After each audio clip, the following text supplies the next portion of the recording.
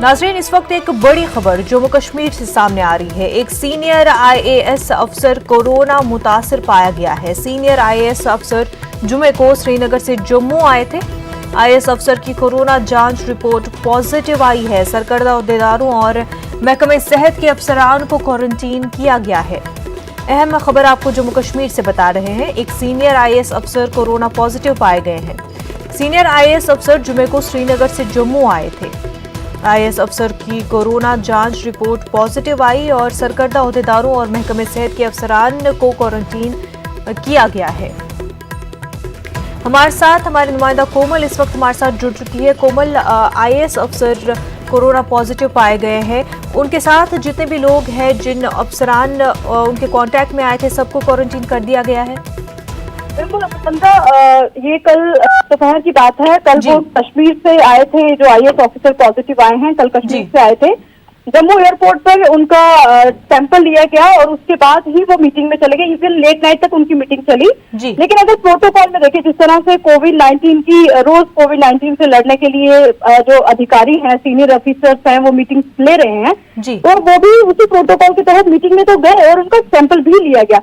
लेकिन सवाल यहाँ पर ये उठता है कि इतने लोग जो बाहर से ट्रैवल करके आ रहे हैं, चाहे वो ट्रेन से आ रहे हैं, चाहे वो फ्लाइट से आ रहे हैं, उनका सैंपल लिया जाता है और 24 घंटे या 72 घंटे के बाद उनकी रिपोर्ट आती है। जब तक रिपोर्ट नहीं आती है, उनको क्वारंटाइन में रखा जाता है। तो ऐसे में ये सवाल बड़ा उठता है कि अगर वो आईएएस ऑफिसर आए, उनका सैंपल भी लिया गया, तो फिर वो मीटिंग में भी चले गए और उसके बाद कितने और ऑफिसर, सीनियर ऑफिसर्स हैं जिनको अब क्वारंटाइन में जाना पड़ा, क्योंकि लेट नाइट तक इनकी मीटिंग चलती रही और लेट नाइट ही इनकी रिपोर्ट आई कि वो जो आईएएस ऑफिसर हैं वो पॉजिटिव आए हैं। तो यहाँ पर एक बहुत हैरान कर देने वाली बात है कि सीनियर ऑफिसर जो और भी उनके साथ मीटिंग में थे, उन सभी को इस समय क्वारंटाइन में भेज दिया गया। जी मुनंजा। बिल्कुल कोमल, अगर वो ट्रैवल करके आए थे और उनके सैंपल्स लिए गए थे, लेकिन उसके बाद क्वारंटीन हो जाना चाहिए था, लेकिन सीधा मीटिंग में जाना और दीगर अफसरान भी उससे रिस्क में पड़ गए हैं, बहुत बड़ी लापरवाही है।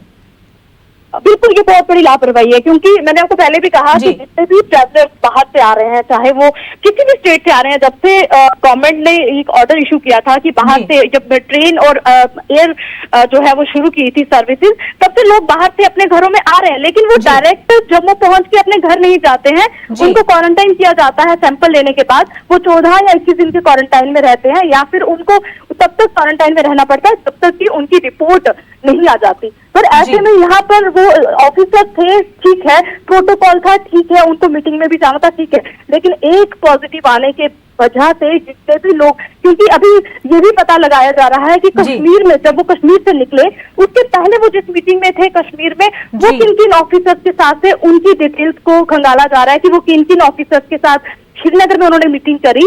और जम्मू में आके भी जो ऑफिसर, जिस तरह से डिटेल्स हैं हमारे पास, कि बहुत सारे सीनियर ऑफिसर्स थे जिनके साथ वो मीटिंग में थे, और उस मीटिंग के बाद जो उनका सभी का सैंपल लिया गया है, उनको फिलहाल क्वारंटाइन किया गया है। लेकिन मामला जो यहाँ पर गंभीर बन चुका है कि आईएएस ऑफिसर जम्मू एयरपोर्ट पहुंचते हैं और वो खुद भी एयरपोर्ट नोडल ऑफिसर भी हैं। जिन आईएएस ऑफिसर की रिपोर्ट पॉजिटिव आई है, वो खुद एयरपोर्ट नोडल ऑफिसर भी हैं।